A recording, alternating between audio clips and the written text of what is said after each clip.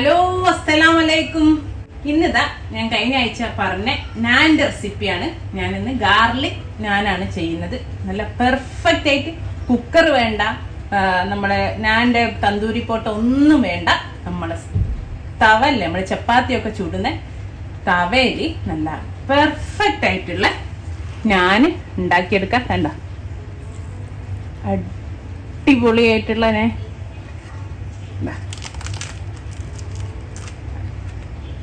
ഇതിന് കൂടെ ഞാൻ കഴിഞ്ഞ ആഴ്ച ചെയ്ത നമ്മൾ പനീർ മസാല നല്ല പെർഫെക്റ്റ് കോമ്പിനേഷനാണ്. നല്ല അടിപൊളി ടേസ്റ്റാ. അപ്പം എങ്ങനെ ചെയ്യാൻ നോക്കാം. നമ്മൾ വെളുത്തുള്ളിൻ്റെ നാൻ ഉണ്ടാക്കാൻ വേണ്ടി, നാൻ റൊട്ടി ഉണ്ടാക്കാൻ വേണ്ടിയിട്ട് ഞാൻ 2 കപ്പ് മൈദ ആണ് ഒരു ബൗളിലിട്ട് വെച്ചിട്ടുണ്ട്. ആവശ്യത്തിനനുസരിച്ചുള്ള ഉപ്പ് ചേർത്തി കൊടുക്കാം. 3/4 ടീസ്പൂൺ ഉപ്പാണ് ചേർത്തിയത്. ഇതാ 1 ടീസ്പൂണ് ബേക്കിംഗ് പൗഡർ ചേർത്തി കൊടുത്തിട്ടുണ്ട്. അതേപോലെ 1/4 ടീസ്പൂൺ ബേക്കിംഗ് സോഡയും ചേർത്തി കൊടുത്തിട്ടുണ്ട്. എന്നിട്ട് ഇപ്പം നമ്മൾ ചേർത്തി കൊടുത്ത ഉപ്പും ബേക്കിംഗ് പൗഡറും ബേക്കിംഗ് സോഡയും ഒക്കെ നമ്മളെ മൈദയിലേക്ക് നന്നായിട്ടൊന്ന് യോജിപ്പിച്ചു കൊടുക്കും. ഇനി ഞാൻ ഇതിലേക്ക് ഇതാ 2 ടേബിൾ സ്പൂണ് ഓയിൽ ഒഴിച്ചു കൊടുക്കുന്നുണ്ട്.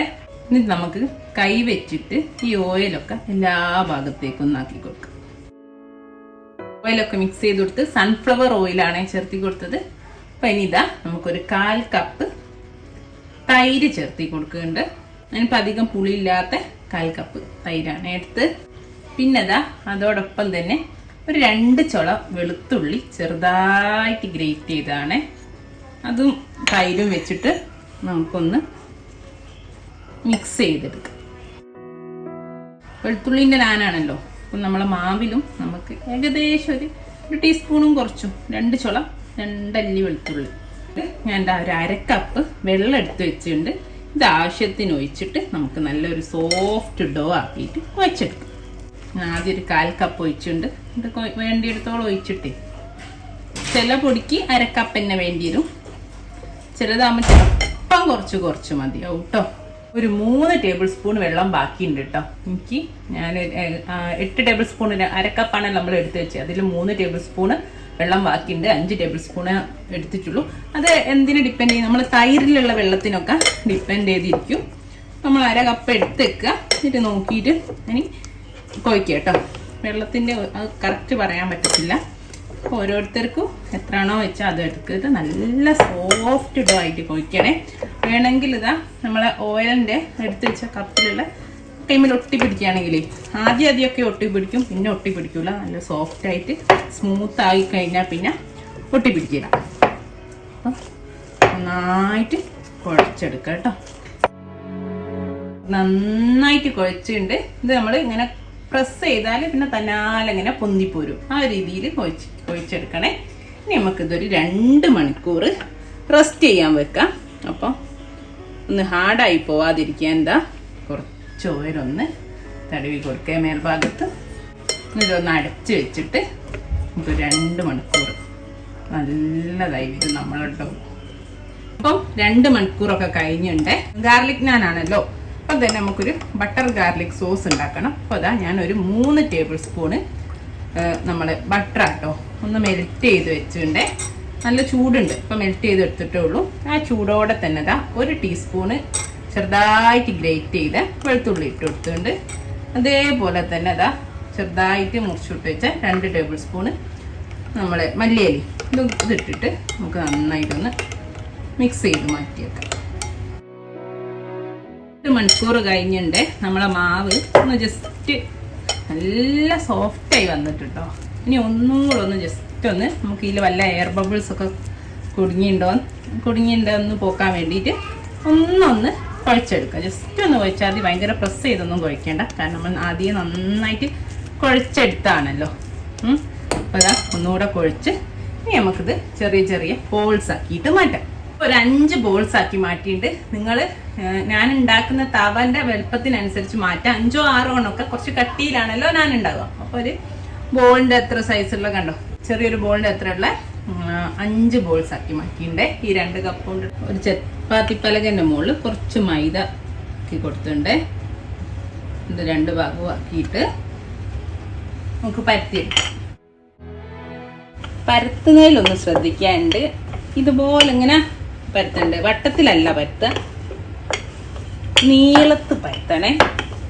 കണ്ടില്ലേ നമ്മളെ ഞാന് അങ്ങനെ നമ്മളെ തവന്റെ സൈസിനനുസരിച്ചിട്ട് ഇതുപോലെ പരത്തണം. അധികം കട്ടിയും വേണ്ട, എന്നാലധികം തിന്നുമായി പോവരുതേ. കണ്ടോ, ഒന്നുകൂടി ഒന്ന് കട്ടി കുറയ്ക്കട്ടെ.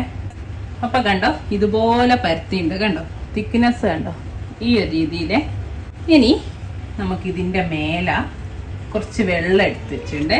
വെള്ളം എല്ലാ ഭാഗത്തേക്കും ആക്കി കൊടുക്കാം. കൈ വെച്ചിട്ട് ബ്രഷ് ആയാലും കുഴപ്പമില്ല, പക്ഷെ എല്ലാ ഭാഗത്തേക്കും വെള്ളം സ്പ്രെഡ് ചെയ്ത് വെക്കണം.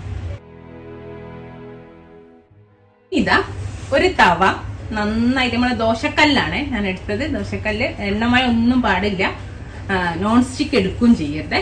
നന്നായിട്ട് ചൂടാൻ വെച്ചുകൊണ്ട് മീഡിയം ടു ലോ ഫ്ലെയിമിലാട്ടോ വെച്ചത്.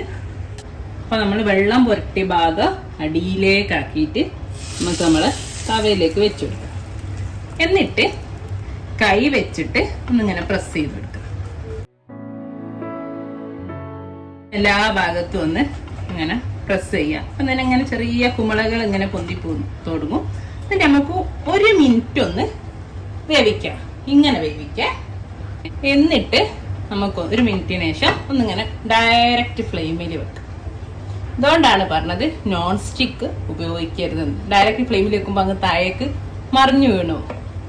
എല്ലാ ഭാഗവും നമ്മൾ കാണല്ലേ ഒരു ബ്രൗണിഷ് ആവുന്ന വരെ എടുക്കട്ടെ. എല്ലാ ഭാഗത്തേക്കും ഇങ്ങനെ വെച്ചു കൊടുക്കണം. ഇങ്ങനെ ഒക്കെ ആക്കിയിട്ട് ഇതിപ്പോ കണ്ടോ, ഞാൻ കാണിച്ചു തരാൻ വേണ്ടി തിരിച്ചു പിടിച്ചാണ്. ഇതുപോലെ എല്ലാ ഭാഗത്തും ആക്കി എടുക്കണേ. നമുക്ക് ഇങ്ങനെ എല്ലാ തീയുടെ നമ്മളെ നാന്റെ എല്ലാ ഭാഗത്തേക്കും ഡയറക്റ്റ് ഫ്ലെയിം ആ ഒരു ചൂടെത്തുന്ന രീതിയിലായാൽ അത് പോണായിക്കോട്ടെ. അപ്പൊ അതാ കണ്ടോ ഇതുപോലെ കിട്ടിയിട്ട്. ഇനി ചെറിയ ഫ്ലെയിമിൽ തന്നെയാണ് ഉള്ളത്. നമ്മളെ ഇതുണ്ടോ നേരത്തെ നമ്മളെ ബട്ടർ ഗാർലിക് സോസ്, ഇതിന്റെ മേലൊന്നാക്കി കൊടുക്കാം. ആ ബട്ടറിന്റെയും ഗാർലിക്കിന്റെയും ഒക്കെ നല്ലൊരു മണവും നല്ലൊരു ഫ്ലേവറും ആയിരിക്കും കേട്ടോ.